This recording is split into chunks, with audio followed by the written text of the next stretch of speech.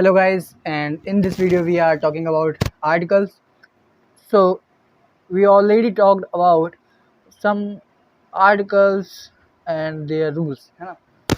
So अब हम इस वीडियो में आगे बढ़ेंगे और बात करेंगे आर्टिकल PDF 2 की. तो पहला क्वेश्चन यहाँ पे है आई सॉ फिर बॉय. तो जैसा कि क्वेश्चन कह रहा है कि आई सॉ, सबसे पहले तो हम यहाँ पे किसको एलिमिनेट करेंगे, एन को. एन तो नहीं आएगा.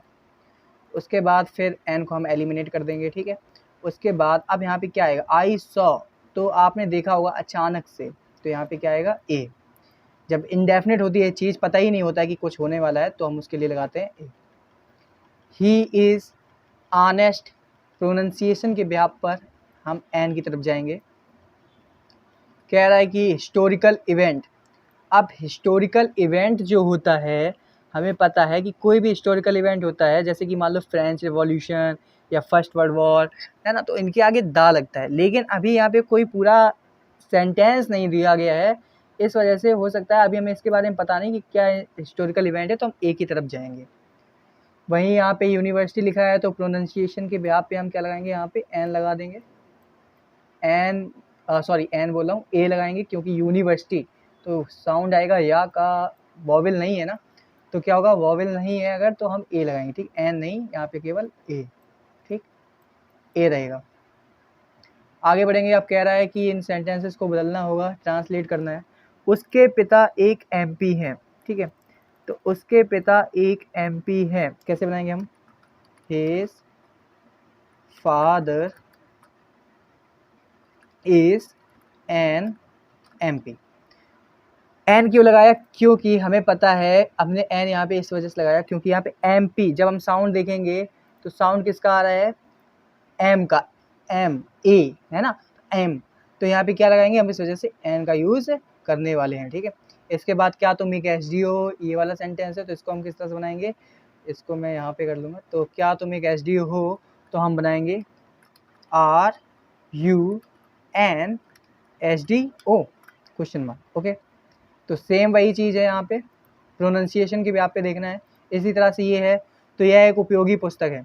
यहाँ पे सेंटेंस है, यह एक उपयोगी पुस्तक है, तो हम क्या बनाएंगे, इसका बन जाएगा this is a useful book, ठीक है.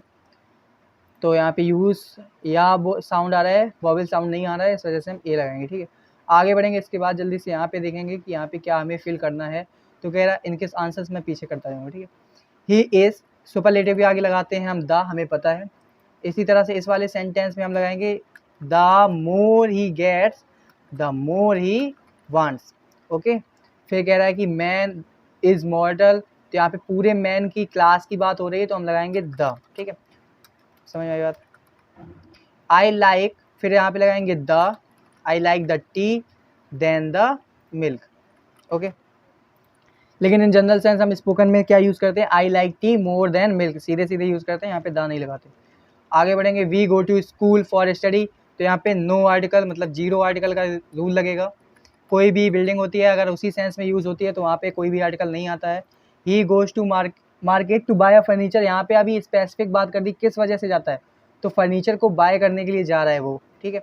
तो एक स्पेसिफिक चीज़ दे दिया है अभी, तो हमें क्या याद यहाँ पे लगाना पड़ेगा, मार्केट के बाद हम इसमें क्या लगाएंगे, मार्केट के यहाँ पे पहले लग जाएगा क्या, द, ठीक है. अभी यहाँ पे जैसे कि people go to market to buy fresh produce, in general sense बात हो रही है कि मार्केट का यूज ही इसी तरह से होता है, तो यहाँ पे भी क्या होगा, कोई आर्टिकल नहीं आएगा, जीरो आर्टिकल रूल फॉलो हो जाएगा, ठीक है. बट यहाँ पे स्पेसिफिक बता दिया था कि फर्नीचर ही लेने जा रहा है, इस वजह से हमें द लगाना पड़ा. तो जब भी कोई बिल्डिंग अपने स्पेसिफिक काम के लिए यूज़ होती है, तो उसके आगे हम आर्टिकल्स का यूज़ नहीं करते हैं. जैसे कि यहाँ पे स्कूल तो स्टडी के लिए है, मार्केट है ताज़ा चीज़ों को खरीदने के लिए, ठीक है. कि मार्केट केवल फर्नीचर बाय करने के लिए नहीं है, है ना. तो ये चीज़ यहाँ पे जनरल सेंस में नहीं है, ये एक डेफिनेट सेंस में बोली गई, ठीक है. इसके बाद आगे चलेंगे. I will meet you in, अब स्कूल क्या होता है, क्या मिलने के लिए स्कूल है, नहीं है ना, तो यहाँ पे हम क्या लगेंगे, इन जनरल सेंस नहीं है, इस वजह से हम दा का यूज़ करेंगे. ही सा हिज फ्रेंड इन, अचानक से उसका दोस्त उसे मिल गया मार्केट में, जनरल सेंस नहीं है, अचानक से हुआ ऐसा, तो सॉरी, ही सा हिज फ्रेंड. यहाँ पे क्या होगा कि मार्केट में, वैसे मार्केट किस लिए यूज़ किया जाता है, क्या मार्केट मिल इस तरह से है कि कोई किसी को देख ले, नहीं, ठीक है. तो हम यहाँ पे क्या करेंगे, इन द मार्केट, ठीक है, in the market, he saw his friend in the market. आगे बढ़ेंगे, वी विल टॉक आफ्टर। अब जब लंच होता है या फूड होता है, जो भी फूड होगा, ब्रेकफास्ट हो चाहे डिनर हो चाहे लंच हो, है ना, तो इनके आगे हम दा नहीं यूज़ करते, we will talk after lunch, जैसा कहा तैसा बना रहेगा, कोई दिक्कत नहीं, यहाँ पे 0 आर्टिकल रूल फॉलो हो जाएगा। लेकिन अभी क्या है कि यहाँ पे फूड को अगर आप डेफिनेट कर दें, किसी पर्टिकुलर फूड की बात करने लगें, तो यहाँ पे हम क्या करेंगे, द, ठीक है। उसके बाद यहाँ पे food at that restaurant is amazing, यहाँ पे हमने किसकी बात करी, हम बात कर रहे हैं यहाँ पे उस फूड की जो रेस्टोरेंट में था। तो ये क्या है, ये एक पर्टिकुलर सेंस में बोला जा रहा है, इस वजह से हमें यहाँ पे क्या यूज़ करना पड़ेगा, हम यूज़ करेंगे यहाँ पे द, ठीक है, यहाँ पे हम क्या यूज़ करेंगे, द। ओके, आगे बढ़ेंगे। इसके बाद अब ये सारे मैं पहले ही बता दूँ आपको, ये सब द के ही रूल हैं, बस केवल मुझे रूलिंग बतानी है। रिवर के नेम के आगे हम क्या लगाते हैं, द लगाते हैं। माउंटेन के नेम के आगे हम द लगाते हैं। किसी बे के नाम के आगे खाड़ी हो कोई तो हम द लगाते हैं। किसी क्लास के बारे में बात करी जाती है, किसी जानवर की कोई क्लास हो सकती है, मतलब अभी हमने द मैन देखा था। बुक होगा तो बुक के आगे हम द लगाते हैं, ठीक है। उसके बाद जितनी भी डायरेक्शंस होती हैं, डायरेक्शन के आगे भी हम क्या लगाते हैं, द का यूज़ करते हैं। अभी पुअर को दिखाते हैं तो पुअर का मतलब तो गरीब होता है, लेकिन अगर इसके हम द लगाते हैं तो इसका मतलब हो जाता है, द पुअर का मतलब हो जाता है गरीब लोग, इसका मतलब हो जाता है गरीब लोग, ठीक है। किसी भी बुक के नेम के आगे, किसी भी न्यूज़पेपर के नेम के आगे भी क्या लगता है, द लगा देते हैं, ठीक है। ऑल बॉयज़ यहाँ पे होगा all the boys, all the boys, whole the, all the, सभी लोगों के बारे में बात हो तो द का यूज़ करेंगे। यहाँ पे हिस्टोरिकल इवेंट है तो इसके आगे भी हम क्या यूज़ करेंगे, द यूज़ कर लेंगे, ठीक है। तो ये 30 क्वेश्चंस थे जो कि मुझे बताने थे, और भी द के कई सारे रूल हैं, मैंने बता रखे हैं, है ना। मून होगा, स्पेसिफिक कोई सेलेस्टियल बॉडी है तो उसके लिए क्या कर देंगे, हम द का यूज़ कर लेंगे, ठीक है। और सुपरलेटिव तो पता ही है आपको, सुपरलेटिव के आगे द का यूज़ कर लेते हैं हम लोग, ठीक है। और इसके बाद कई सारी चीज़ें हैं जिनमें हम द का यूज़ करते रहते हैं, ठीक है।